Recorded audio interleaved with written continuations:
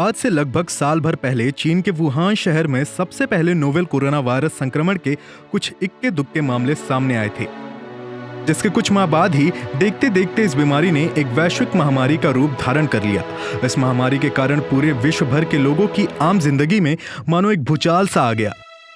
वहीं इस वायरस के प्रकोप पर काबू पाने के प्रयास में अलग अलग देशों की सरकारों ने आने जाने तथा सामाजिक मेलजोल पर बंदिशें लगा दी, जिस वजह से पूरी दुनिया की आबादी मानो कैद सी हो गई थी, जिसे हमने लॉकडाउन का नाम दिया। पूरा देश आज जनता कर्फ्यू की एनिवर्सरी मना रहा है। बढ़ते कोविड केसेस को मद्देनजर रखते हुए आज ही के दिन यानी 22 मार्च 2020 को जनता कर्फ्यू लगाया गया था। इस दौरान हमने कोरोना वॉरियर्स के लिए तालियों से लेकर थालियां तक बजा डाली, शंखनाद भी किया। इसके अलावा फ्रंटलाइन वर्कर्स को सल्यूट करने के लिए दीपक भी जलाए। तो चलिए अब आपको ये भी बता देते हैं कि इस पूरे एक साल में किन किन क्षेत्रों पर कोरोना की गाज गिरी।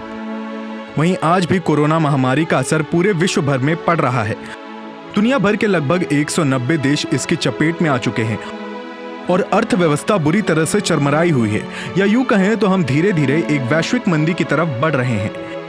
एक छोटे से वायरस की वजह से न जाने कितने देशों में लॉकडाउन और कर्फ्यू की स्थिति आ गई है।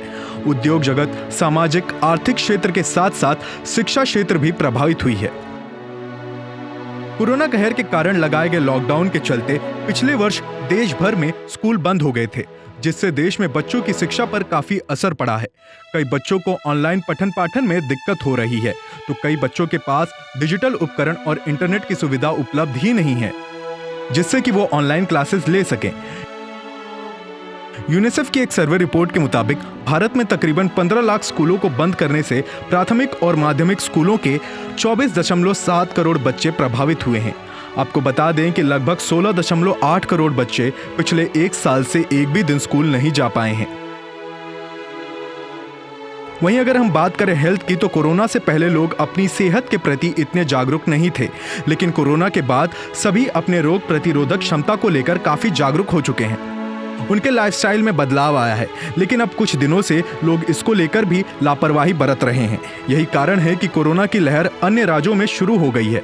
हालांकि कई बड़े जिलों में भी केसेस बढ़ रहे हैं, जिसके लिए सभी को जागरूक होना होगा। अपने खानपान को बेहतर करने के साथ ही इससे बचाव के सभी नियमों को अपनाना होगा। आगे बढ़ते हैं आर्थिक जगत की ओर। कोरोना महामारी के कारण जरूरी सेवाओं के अलावा सभी सेवाएं बंद कर दी गई थी, जिससे कारोबार मानो थम सा गया है। दुकानें बंद हैं, आवाजाही पर रोक है। पहले से ही मुश्किलें झेल रही भारतीय अर्थव्यवस्था के लिए कोरोना वायरस का हमला एक बड़ी मुसीबत लेकर आया है। पिछले साल की बात करें तो ऑटोमोबाइल सेक्टर, रियल एस्टेट, लघु उद्योग समेत संगठित क्षेत्र में सुस्ती छाई हुई है। वहीं बैंक्स अभी भी एनपीए की समस्या से निपट रहे हैं। लेकिन इसी बीच कोरोना वायरस के चलते पैदा हुए हालात ने जैसे अर्थव्यवस्था का पहिया जाम करके रख दिया है। ना तो कहीं उत्पादन है और ना मांग है। लोग अपने घरों में हैं और दुकानों पर ताले लगे हुए हैं। पहले से ही बढ़ती बेरोजगारी दर में और इजाफा हो रहा है। कोरोना वायरस से खेल और मनोरंजन जगत में भी सुस्ती छाई हुई है।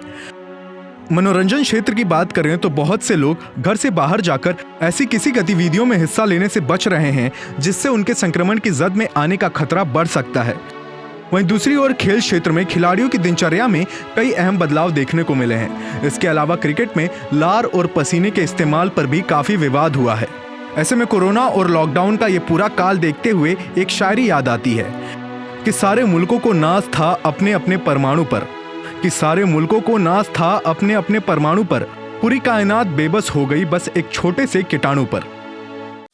खबरों के निष्पक्ष विश्लेषण के लिए सब्सक्राइब करें Jantantra TV and press the bell icon. Never miss any update.